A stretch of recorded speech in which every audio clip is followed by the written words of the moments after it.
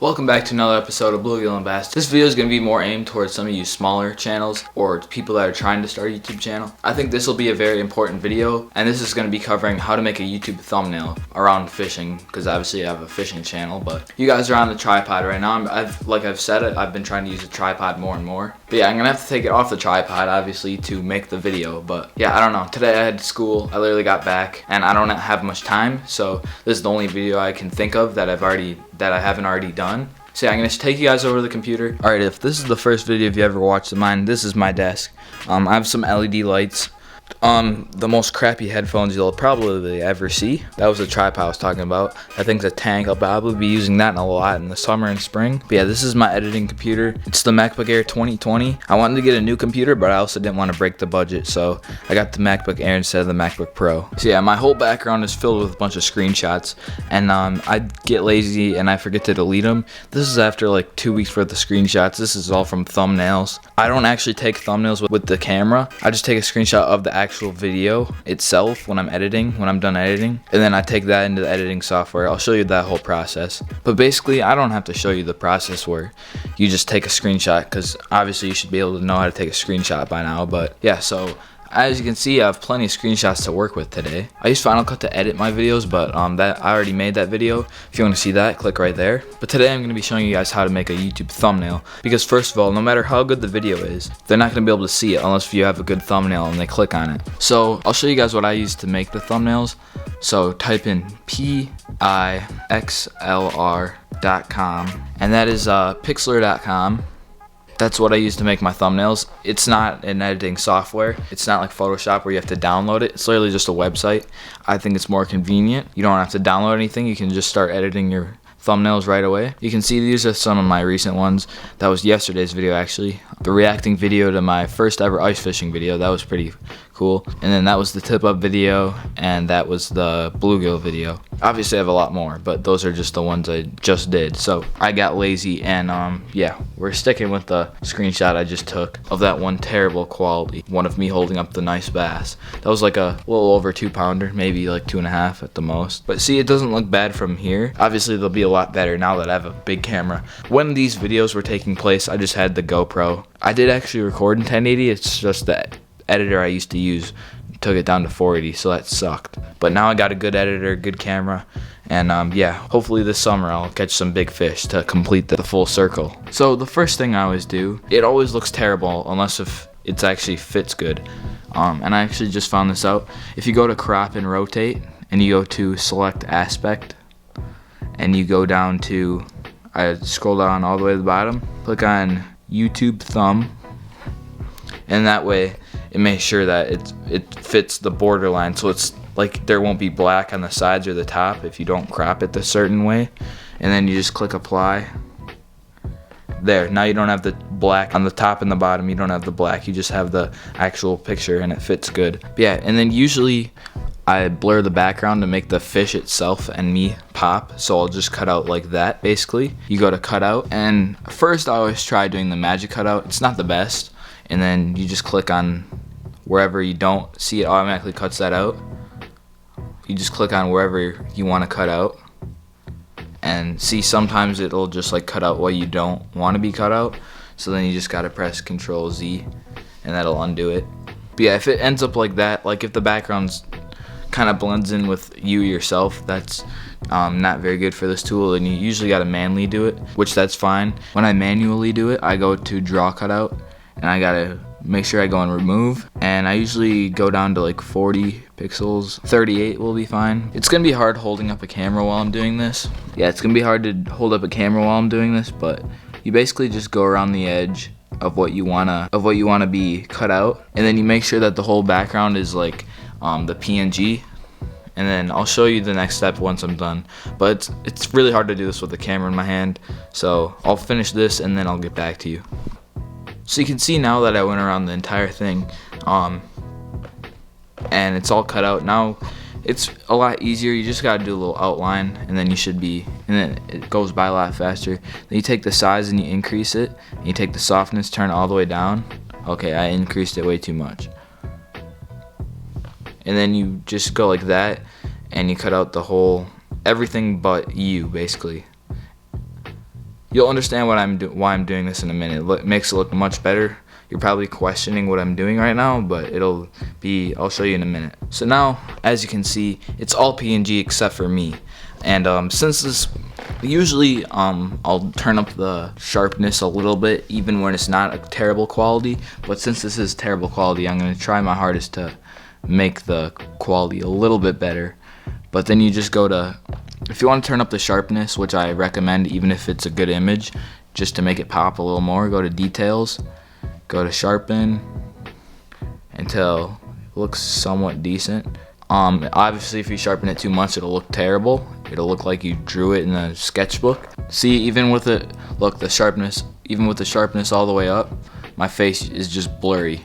So yeah, I'm gonna give it like, I usually give it only like a 20 sharpness, but since this is a terrible image, there's an ad right there. We gotta close that out so we can actually see what we're working with here. Click on, you have a little blue outline on the layer that you're selected, and then you do Command C, which is to copy the layer. And usually it just gets all messed up from there, so I'll just redo it. I'll just go to open image, click on the one that you literally were working on, and keep in mind this whole time it'll keep your thing that you copied, so there's no worries. And then always go to original, because that'll be higher quality than the full HD. Even though that might trick you and say full HD, you might think that it's higher quality, but it's really not. If you look at the details, 1920 pixels or 2880, you tell me which one's higher resolution. But anyway, and then unfortunately you're gonna have to redo the whole thing with the YouTube thumb. Go to this, YouTube thumb. And if you don't want to make it this complicated, like if you think the background's not even, like if you think the background's fine, you don't need to blur it out. You don't have to do all these steps. You can just skip to what I'm about to do now. But anyway, if you want to do the blurry background, this is the last step. Then all you have to do is Command V, and you see that'll paste that onto there. And then obviously that'll be the first one. So it looks like a regular picture, but then when this is the part where we blur the background, and you want to make sure you're clicked on the bottom layer, the one that's not a PNG. And then you want to go to adjust, and then you're going to do the same thing with the sharpness, except for you're going to blur it. So the blur one right there. And then you can tell that's two different layers. See, the more you blur, the more you'll be able to tell. I don't like to blur it too much, otherwise it looks bad, but I usually blur it about like 50%, 51. It doesn't have to be exact, obviously, just until it looks good. And then yeah, now the background is blurred, and if you didn't want to blur the background, now you're up to date. But I think blurring the background makes the image pop much more. I don't know about you guys, but so yeah, now that the image is blurred in the background and the part of you holding up the fish is actually standing out, the next thing I usually do, obviously there's many ways you can make a thumbnail, but what I usually do is I go to the draw one. I don't use like white or black to start out. I usually use like a blue, sometimes a red. I think today we'll use a green. I'm feeling green today. And then the cool thing about blurring it is if you don't blur it, it'll be harder to do the outlining part. But if you do, watch this. Because look, you basically just go around the outside, and if you mess up, it doesn't matter, see? It'll just go around that. And look, see how I'm drawing? Look, I'm clicking down. It's not allowing me to draw on that actual thing, which I don't need to. I just want to outline myself holding the fish. So then that's all I have to do. Just go around like that, outline the fish. Obviously it looks like poop right now because I'm doing it with a camera in one of my hands. So yeah, I'm gonna do this off camera, pick it up when I'm done. Obviously you guys get it. You just draw around yourself, and you can change it to thinner, thicker, all that kind of stuff. All those details are right there. Softness, transparency, size. And then, yeah, I'll show you the next step once I'm done. And yeah, that no joke took me like 30 seconds, but hey, it looks good enough to me. I usually like to use a brighter color for the base one. You'll see in a minute. I usually do 2 different background colors, and the second one's usually either black or white, just to make it pop. For the base one, you always want to do the most bright color you can get. So like a neon green, a bright pink, a bright blue, bright purple, bright orange, anything really, just something bright to make it pop out. Obviously, camera recording a screen isn't gonna look the best, but you guys will see when you click on this video, because this is obviously gonna be the thumbnail for the video. But yeah, once you have your base pair, it depends what color you use. Sometimes it looks better with white, sometimes it looks better with black. I'm gonna experiment here. Let's see if it would look better with white or black. Okay, that would be white. I like to just do a base one real quick, just like do a terrible drawing. And then you can see that's what it would look like with white as the background. Obviously I'll change the size and all that, and then Command Z to undo it, and then go to your little color thing, go to black, and then let's see what black would look like. And I think that white would be better since the background's kind of darker. If it's a really bright day out, then I would probably use black instead of white.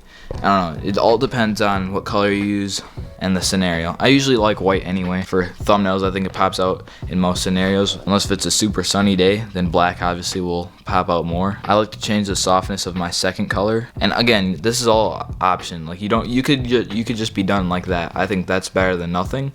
But if you want to go ahead and try to make it look as best as possible, I usually do 50% softness. That way it blends a little bit more with the green, so it's not just two different colors smushed together. Actually, I'm going to increase the softness up to like 65. Let's see how this looks. Alright, I'll show you guys once I'm done. Sheesh. That's the final result. For the background, we're gonna add one last thing. It's just gonna say how to make fishing thumbnails, but obviously that's just because I'm gonna use this for this thumbnail of this video I'm filming right now. But yeah, I'm gonna show you guys how to use text now. Actually before that, since this picture is in such low quality, we're gonna go over here, back to adjustments and filters. We're gonna go to light. We're gonna turn up the brightness a little bit of myself holding up the fish, and the exposure just a little bit, like barely even anything. I think that makes it pop a lot more just by brightening it up a little bit. Again, these ads are kind of annoying, but that's what you get with a free editing software. So yeah, that'll be it. Like that, you could be done there for most videos. I like to add text sometimes, and another way you can do that is this is pretty self-explanatory, but add text. And they just actually updated Pixlr. All the text used to be free, so your font is limited. Like you can see, the ones with the yellowish orangish thing you can only have if you buy like the premium or something like that. But fortunately, the one I actually used to use, and I still do now, is the Daddy Day. It sounds dumb, but fortunately that one's free and you don't have to pay for it. But that's the one I used even before those ones were considered premium. And since this layer is actually above the layer that I want to edit, we go behind, so that right now you can't see it, but if you put it, don't want to do that. There we go. And obviously I'm going to change that right now. So we're obviously going to make the size as big as possible so that people can read it when it's really small on a tiny screen. Fishing thumbnail. And then if we have to, we can make it longer that way. See, now I have it laid out. I put a few spaces so that it, like, the fishing part would be on the left and thumbnail would be on the right. I think that looks about right. Maybe I could put a little more to the right. I think that looks good. But obviously we're gonna make a border on it, and we're gonna drag that to the middle layer, and then we can go to background, and you can see that makes a background there. Actually, you know what? I don't like that. I don't like how it goes around my head like that, so we're actually not going to do a background. We're going to go outline, and then we're going to make it black outline, and then we're going to obviously make it thick. See, that's how it was before. We're going thick. Go big or go home. Fishing thumbnail. That's literally the max. See, that actually is starting to look like a thumbnail now. And there we go. I think that'll be it. Fishing thumbnail. From a distance, obviously this is going to look small, especially if you're on a phone. It's going to look much smaller, so that's really realistically about how it would look when you're scrolling through videos. So it looks pretty good from a far distance, but when you look close, you literally cannot see a single detail on my face. It literally looks like it's smushed. So yeah, and then obviously the one last thing you want to do is save, and then make sure it's in JPG. I think you could do like PXD or something, but I don't know. PNG or JPG always works for me, and turn the quality all the way up. But make sure it is under 2 megabytes, because if it's over 2 megabytes, YouTube will make you downsize. So if I were you, I would put the quality all the way up to 100%, unless if it says it's over 2 MB. If it says over 2 MB, then downsize it. Download, and then yeah.